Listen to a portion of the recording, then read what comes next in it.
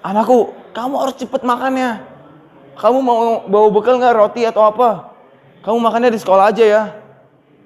Ah, ibu mah jadi orang santai aja, Bu. Kita harus memperbanyak makan.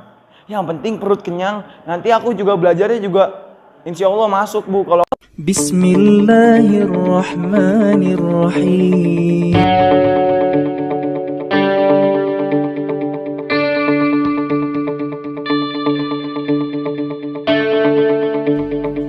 Saksikanlah penampilan Ainul Wara.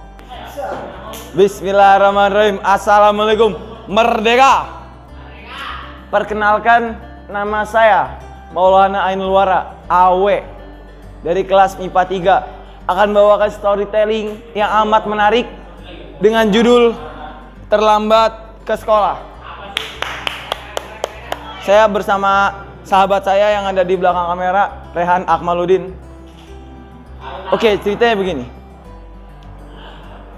Terdapat seorang anak yang bernama Rizal. Rizal ini adalah seorang anak yang bandel atau yang nakal. Karena dia tidak ingin sekolah. Kerjaannya hanya bermalas-malasan di kelas, bermain handphone, bermain HP. Lalu pada suatu pagi hari yang cerah, sedang berada di rumahnya, jam menunjukkan pukul 6.45. Sudah waktunya dia untuk pergi sekolah. Hei Rizal, ayo bangun. Kau ini udah telat ke sekolah. Jangan malu-maluin ibu. Ibu juga masih ada kerjaan. Ibu, kenapa ibu selalu ganggu saya? Saya ini malas ke sekolah. Ayolah ibu, tolong pengertiannya. Terus kamu gak boleh gitu, nak. Kamu harus ingat, ibu ini berjuang untuk kamu, biar kamu jadi orang, biar kamu bisa sukses di masa depan, dan segala macamnya, nak. Kamu bisa mempunyai kekayaan dunia ini. Ah, ibu mah udah tahu saya ini masih kecil. Saya itu cuma mau bermain game, hanya ingin bermain dengan teman-teman saya, ibu. Kenapa ibu selalu mengganggu saya? Saya tidak suka punya ibu seperti ibu. Terus, anakku nggak boleh ngomong gitu. Aku ini ibu kamu. Ya sudah ibu, saya akan berangkat sekolah. Tapi saya akan mandi dulu. Lalu setelah itu dia mandi. Setelah mandi, dia sarapan bersama dengan keluarganya yang amat harmonis, sedang berada di meja makan. Anakku, kamu harus cepet makannya. Kamu mau bawa bekal nggak, roti atau apa? Kamu makannya di sekolah aja ya. Ah, ibu mah jadi orang santai aja, Bu. Kita harus memperbanyak makan. Yang penting perut kenyang. Nanti aku juga belajarnya juga insya Allah masuk, Bu, kalau aku mau. Anakku, kamu nggak boleh gitu. Kamu harus semangat belajar. Karena ibu telah menitipkan harapan yang besar untuk kamu. Kamu udah ibu sekolahnya susah-susah di sana, di tempat yang amat bagus, yang ibu yakin bisa mendidik kamu ke depannya menjadi lebih baik lagi. Ayo sudahlah ibu, kalau begitu.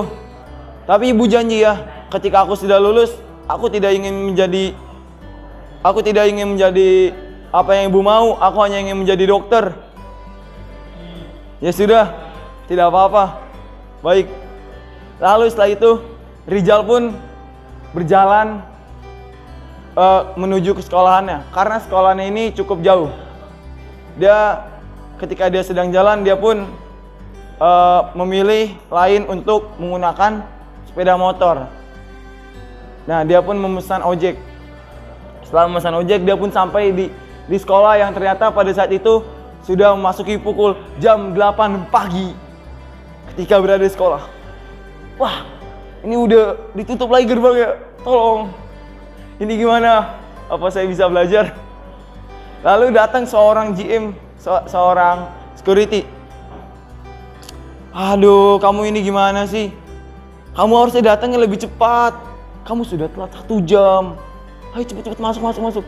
Oh ya, Bi, makasih nih duitnya. Ternyata dia pun dibiarkan lolos karena memang peraturan dari sekolah itu kalau ada yang telat dibiarin aja masuk, tapi dihukumnya di kelas. Setelah berada di kelas, dia pun ternyata pelajaran yang sedang mengajar situ adalah seorang guru killer bernama Ibrahim.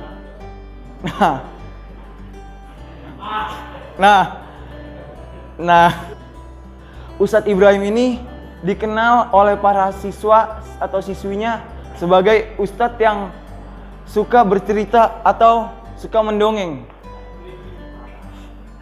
Karena Ustadz Ibrahim ini dikenal seperti itu, ia pun ketika ingin masuk kelas, ia lumayan malas. Jadi ketika sedang berada di depan kelas, Assalamualaikum. Hei, kamu kenapa baru datang? Iya, masuk. Kamu kenapa telat? Akhirnya dia pun dihukum dengan disuruh seperti ini. Akhirnya sambil diinterogasi, kamu kenapa telat? Iya, Ustaz. Iya. Nah, akhirnya Ustadz Ibrahim pun memberikan hukuman kepada dia agar dia maju terlebih dahulu untuk presentasi di depan kelasnya. Setelah itu, setelah jam pelajaran sekolah selesai, pada siang harinya dia pun menuju ke tempat warnet untuk bermain game. Setelah itu, malam hari pun tiba, sedang berada di rumahnya. Set. Anakku, ini kamu kenapa telat? Kan udah ibu bilang kamu harus lebih cepat makannya, mandinya. Kalau kayak gini ibu malu sama ibu-ibu lain, nanti diomonginnya gimana? Kamu tahu kan tetangga ibu suka ngegosip. Oh iya Bu, maaf. Itu karena salah saya juga. Saya janji tidak akan terlambat ke sekolah lagi, Bu. Ya sudah, tapi untuk lain kali kamu akan ibu bangunin jam 6 pagi. Ya Bu, maaf Ibu. Ya Nak, tidak apa-apa. Oke, pelajaran dapat kita ambil dalam kisah yang saya berikan kepada kalian. Yang pertama adalah kita harus menjadi orang yang menghargai waktu atau orang yang produktif, yaitu orang yang bisa membagi waktunya. Hanya itu saja pelajaran yang bisa diambil. Sekian, wassalamualaikum warahmatullahi wabarakatuh. Terima kasih toleransi perdamaian. Mari kita sebarluaskan toleransi perdamaian ke seluruh dunia. Salam toleransi dan perdamaian. Merdeka.